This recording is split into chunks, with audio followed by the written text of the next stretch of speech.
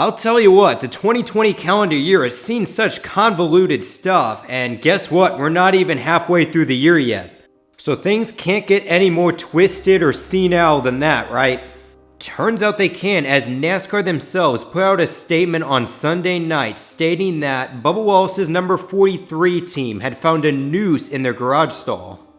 Now, as we've seen the last couple weeks, Bubba Wallace has really came out of his shell, speaking out for what he believes in. And as we've seen over the past couple weeks, NASCAR drivers and the industry themselves have really tried to rally around Bubba Wallace. One of the things was the banning of the Confederate flag on all NASCAR properties. So, with NASCAR at the forefront of change, this was something that was definitely surprising. Definitely a despicable act, and NASCAR was absolutely not going to tolerate something like this happening in the NASCAR garage. And the scary part about this whole thing was that fan access was completely prohibited because of the whole pandemic.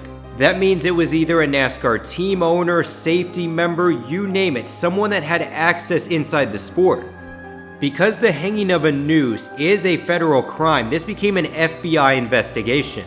NASCAR themselves vied a huge fine and a lifetime ban for whoever was caught in this act.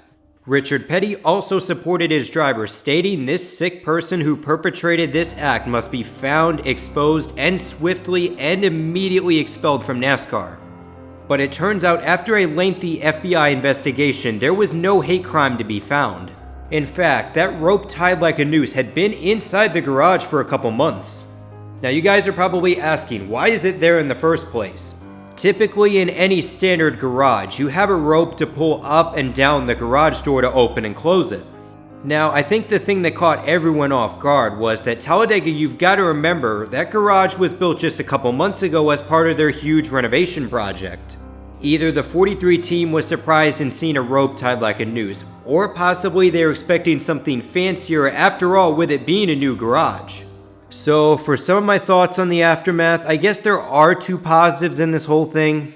Number one, Bubba Wallace didn't devise this himself, and number two, there isn't a complete scumbag within the sport that would do such a despicable thing to an innocent driver. But at the same time, I look at this weekend, I look at everything that took place in the last 30-ish hours, and I think complete overreaction. In the short term, it was sentimental seeing Bubba Wallace's car getting pushed onto the grid, Mike Joy, the national treasure, having an absolutely great speech, and then everything that transpired was so emotional. But now, knowing the complete story, I feel nothing from this.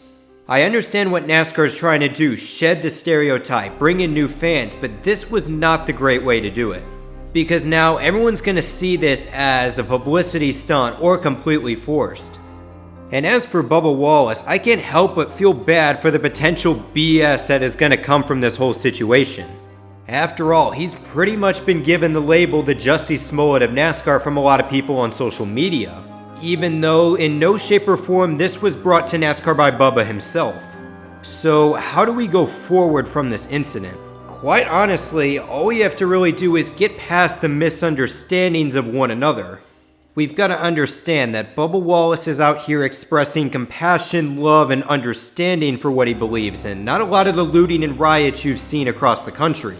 And if you're watching this video right now and you're not a NASCAR fan, you just got to acknowledge that NASCAR made a mistake and the drivers were just trying to do the right thing in that moment. Seriously though, if you're a non-NASCAR fan watching this video, what are you doing? So as NASCAR fans, and most importantly, American citizens, we've got to go forward smart and smoothly, and hopefully the next 6 months can be much better than what we've seen the first 6. So anyways, this is NRF signing out, and just remember, life's a beach and then you drive.